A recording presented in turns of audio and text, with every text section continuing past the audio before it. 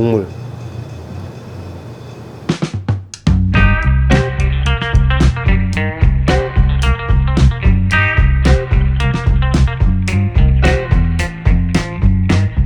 따라단, 안녕하십니까? PPK 박필관입니다. 너무 오랜만에 인사를 드렸죠? 죄송합니다. 오랜만에 만나뵙는 컨텐츠에서 오늘 뭘 들고 나왔냐? 따라단, 추억의 사리곰탕. 추억의 사리곰탕. 자, 사리곰탕이 있었기에 저희가 구독자 5만 명까지 올 수 있었습니다. 아, 구독자가 5만 명이 넘었습니다. 축하해주세요. 감사합니다.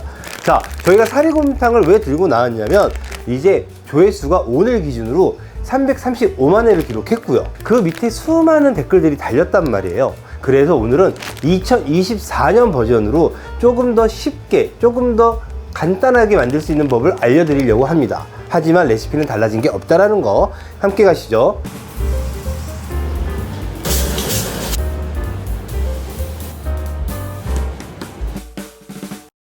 구독자분들이 제일 많이 해주셨던 질문 중에 하나, 왜 반말로 하느냐? 사실 저희가 시작했을 때는 원호라는 친구하고 박필관이라고 하는 친구하고 음식을 가르쳐주는 컨텐츠였어요. 근데 원호가 동생이다 보니까 막 반말로 편하게 가르쳐주는 컨셉이었는데 구독자가 늘면서 반말 욕을 엄청나게 먹었습니다. 그래서 정중하게 바뀌었습니다. 그리고 또 하나의 질문, 사리곰탕으로만 해야지 맛있느냐? 아닙니다.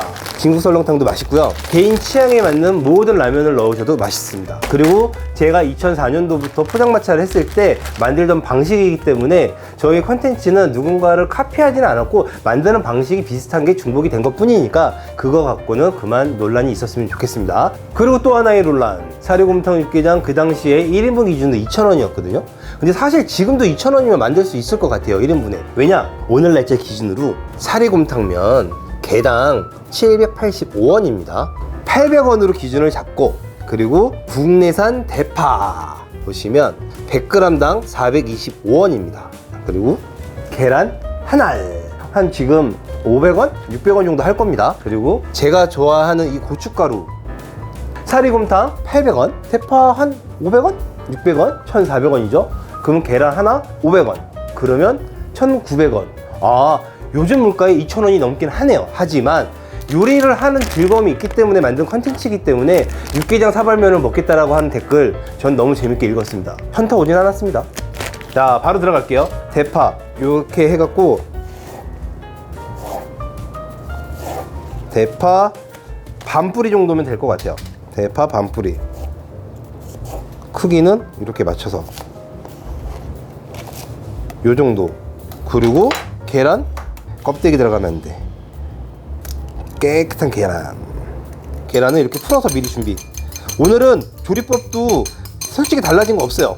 그러다 보니까 이렇게 재료 준비해서 원테이크로 끝내려고 합니다. 자, 준비는 끝났고요. 바로 조리에 들어갈 건데 냄비 조금 넉넉한 거 준비해 주시고 불을 켜고, 제가 이걸 만들고 난 뒤에 꽤 많은 분들이 따라 해서 올려주셨거든요. 근데 거기에 소고기도 넣고 그 다음에 뭐 숙주도 넣고 많이 넣으셨는데 저는 지금도 요 사리곰탕하고 요 대파하고만 넣을 거예요. 왜냐면 요거 가지고 응용을 하시면 되는 거고, 이 스프 안에 있는 염도, 감칠맛 덩어리가 이미 많이 들어있기 때문에 그거는 식성에 맞게끔, 취향에 맞게끔 변형하시면 됩니다. 그리고 오늘 중요하게 생각하는 것 중에 하나는 불을 세게 하지 마세요.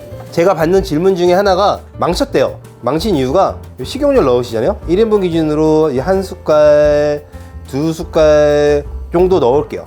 고추기름을 만들어줘야 되니까 이렇게 해서 열을 가합니다. 불을 세게 할 필요도 없고요. 대파 그냥 넣으세요. 이렇게 대파를 이렇게 그냥 볶아주면 돼요. 단맛이 올라올 때까지. 그리고 이 과정은 짬뽕을 만들 때도 많이 쓰고요.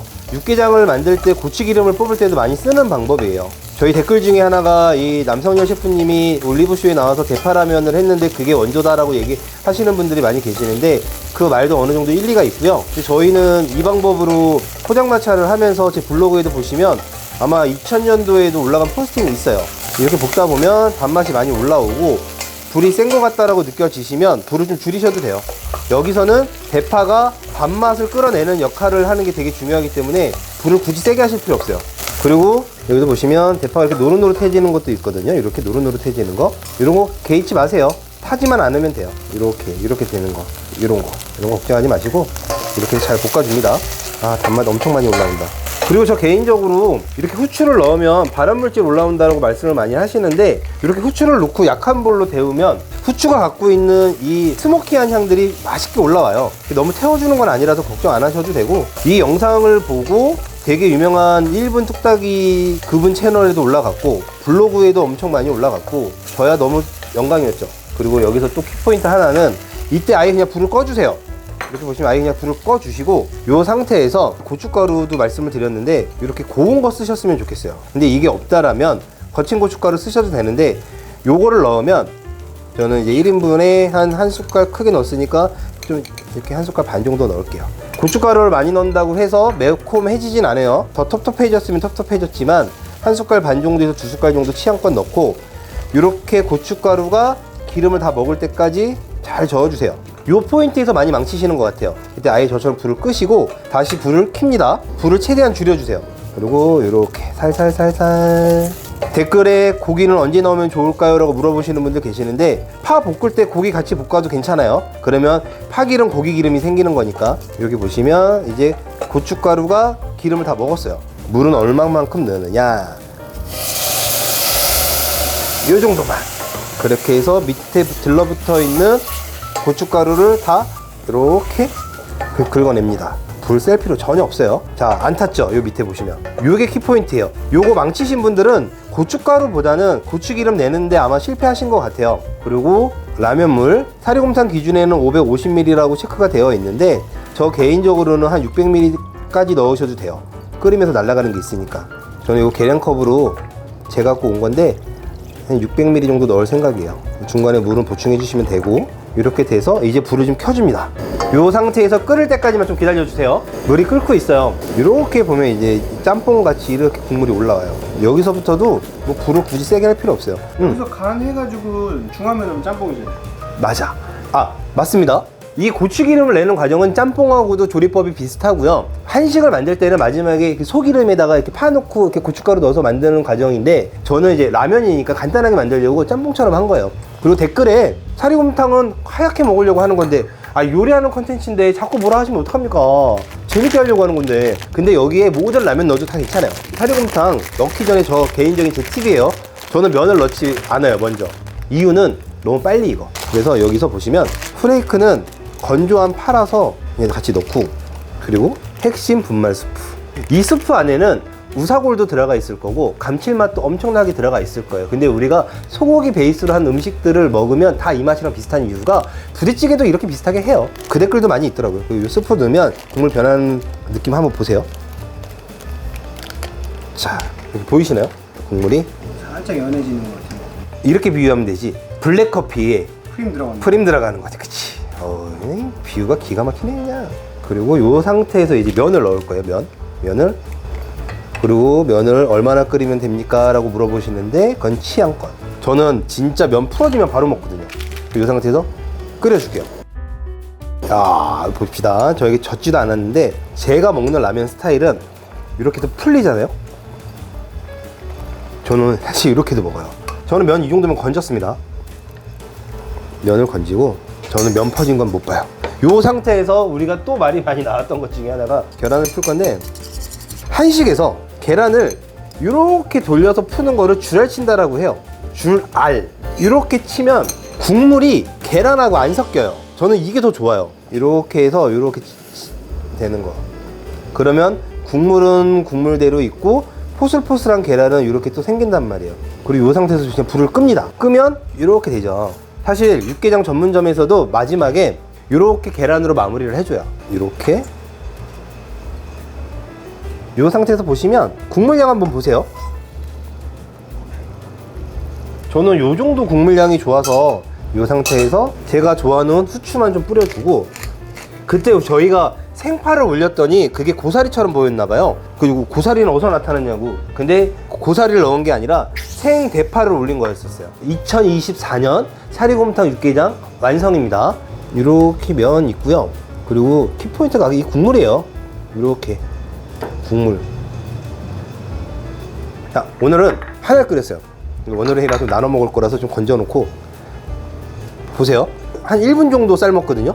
저는 이 면 상태가 좋아요. 이렇게 해서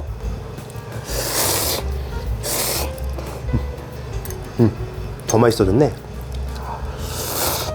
저도 이거 와이프한테 해주고 칭찬받아요. 우리 와이프도 엄청 좋아해. 라면 1인분을 갖고 그냥 별미잖아, 별미. 계란, 주라기 친 계란. 저는 계란을 이렇게 먹는 거 좋아해요. 이렇게 해서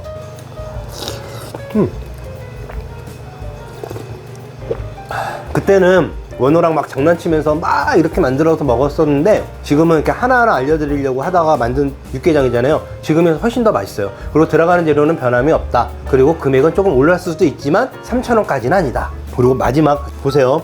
제가 이 육개장 컨텐츠에서 많이 사랑을 받았던 포인트 중에 하나가 댓글 중에 이런 댓글이 많았어요.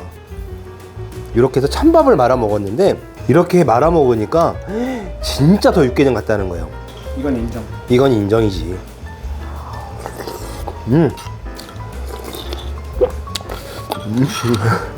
맛있네. 이유는 국물에 쌀알이 들어가면 이 쌀알 전분이 국물에 퍼지거든요. 그러면 국물에 약간의 농도가 생겨요. 그럼 그게 입에 딱 들어갔을 때 우리 감자 수제비 같은 거 먹으면 입이 쩍쩍 들러붙죠.